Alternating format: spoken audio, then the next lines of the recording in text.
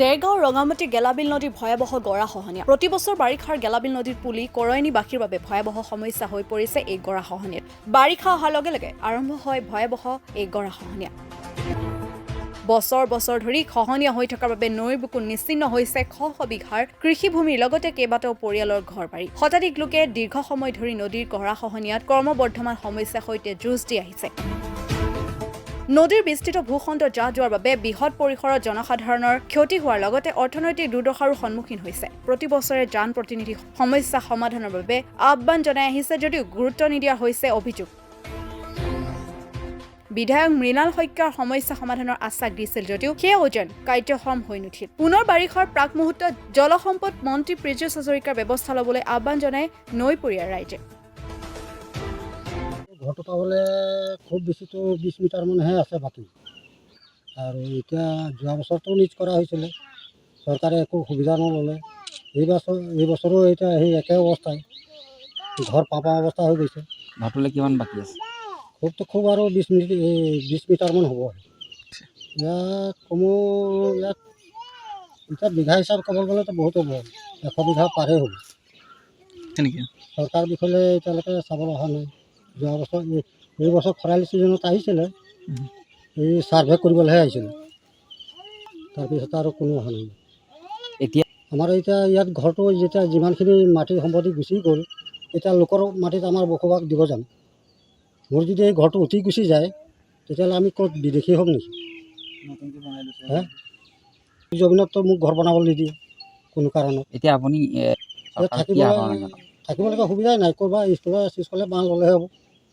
Vote বিচাৰি কিমানজন জনপ্ৰতিনিধি আহিছিল ইয়াত ভোট দিয়া এই বছৰ যিবিলাক ইলেকশ্যনত খেলিছে গোটেইকেইজন আহিছে। আগতেও আহিছিলে, মৃণাল শইকীয়া আহিছিলে। দেখিছে, ইয়াত মই নিজে নাৱত পাৰ কৰিছোঁ, গোটেই ফুৰাইছোঁ মৃণাল শইকীয়া। কি ক'লে? তেতিয়া ক'লে যে আমি এতিয়া ভোটৰ পৰা যদি আগবাঢ়ি যাওঁ, আগবাঢ়ি পৰা এই চাংঘৰ এখন দিলে, চাংঘৰত দিয়াৰ পিছতো মিটিং মাতা হওঁতে মই গৰাখহনীয়াটো দেখাওঁ, ছাৰ এইটো ব্যৱস্থাটো কৰি দিব। আৰু নহ'লে আৰু চাংঘৰ পাবলৈ বেছি মিটাৰ নাই, এইটো কোনে কোনে গৈ আছে না খুন্দাটো। আৰু 3-4 বছৰ পিছত মৃণাল শইকীয়াই আশ্বাস দিছিলে এইটো ঠিক কৰি দিয়াৰ কথা, এইটো কৰি নিদিলে। এতিয়ালৈকেতো কৰি দিয়া নাই। খুব দুখৰ বিষয়।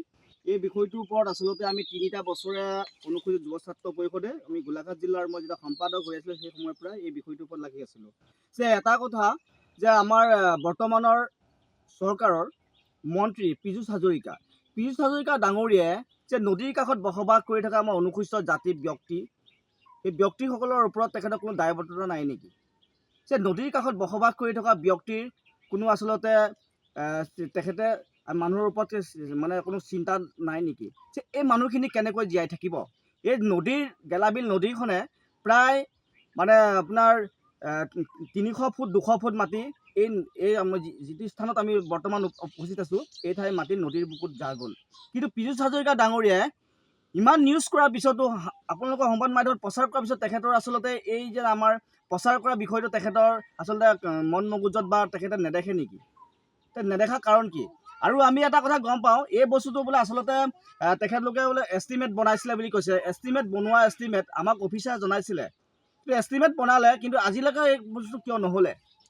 আৰু এই বিষয়টোৰ ওপৰত আমি এটাই ক'ব বিচাৰিছোঁ যে অসম চৰকাৰ মুখ্যমন্ত্ৰী হিমন্ত বিশ্ব শৰ্মা ডাঙৰীয়া আৰু পীযুষ হাজৰিকা আচলতে আমাৰ অনুসূচিত জাতিৰ সংৰক্ষণ পদৰ পৰা মন্ত্ৰী হ'ল। সেই মন্ত্ৰীজনে এই নদীৰ কাষত বসবাস কৰি থকা মানুহৰ ওপৰত তেখেতে কিয় আচলতে গুৰুত্ব নিদিয়ে? তেখেতে গুৰুত্ব ক'ত দিয়ে? তেখেতে য'ত ভোট বেংক আছে, আচলতে এই মানুহখিনিয়ে ভোট দিয়া নাই নেকি? আমি প্ৰশ্ন কৰিছোঁ তেখেতলৈ। এই মানুহখিনিয়ে ভোট দিছে, তেখেতক মন্ত্ৰী কৰিছে।